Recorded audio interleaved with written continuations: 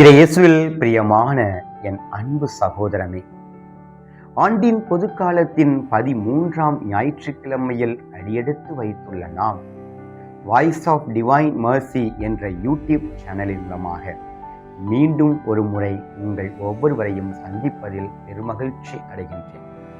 இன்றைய முதல் வாசகத்திலே இறைவாக்கினர் எலிசா தன்னுடைய இறை பணியை செய்ய செல்லும் போதெல்லாம் ஒரு குறிப்பிட்ட ஒரு பணக்கார வீட்டிற்கு செல்கின்றார்.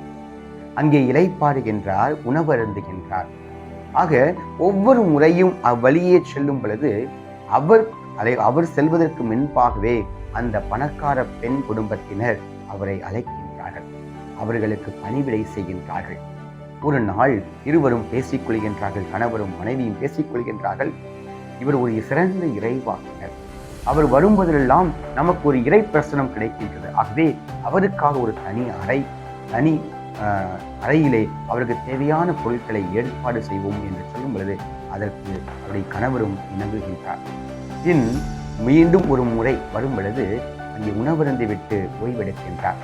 மறுநாள் தன்னுடைய இறை பணிக்கு செல்லும் பொழுது இறைவாக்கினர் எலிசா அவரை கூப்பிட்டு கேட்கின்றார், உமக்கு என்ன குறை இருக்கின்றது என்று. அவர் உடனே சொல்கின்றார், அந்த கணவர், எனக்கு எந்த குறையும் இல்லை, குழந்தை பாக்கியத்தை தவிர. உடனே இறைவாக்கினர் எலிசா உங்களுடைய மனைவியை கூப்பிடு என்று சொல்கின்றார். மனைவி பக்கத்தில் வரும் பொழுது ஒரு வாக்கு தத்துவத்தை கொடுக்கின்றார். அடுத்த ஆண்டு இதே நாளில் நான் வரும் பொழுது உமக்கு ஒரு மகன் பிறந்திருப்பான். ஒரு பிள்ளை என்று சொல்லவில்லை, ஒரு மகன், தலைமகன்.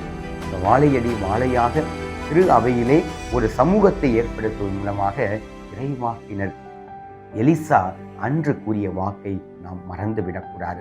ஆக இன்றும் நாம் துவண்டு இருக்கும் பொழுது ஆண்டவர் சொல்லக்கூடிய வார்த்தை, உனக்காக நான் இருக்கின்றேன் என்ற வார்த்தைக்கு இணங்க நாம் வாழ்கின்றோமா?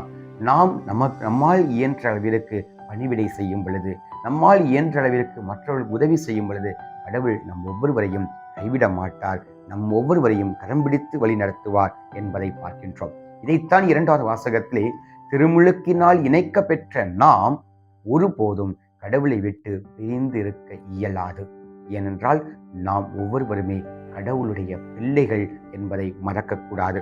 ஆம், இயேசுவில் பிரியமான என் அன்பு சகோதரமே, என்னை விட உங்களுடைய தாயிடமோ தந்தையிடமோ அளவுக்கு அதிகமாக அன்பு செலுத்தினீர்கள் என்றால் நீங்கள் என் சீடர்களாக இருக்க இயலாது என்று இந்த நற்செய்தியிலே கூறுகின்றார்.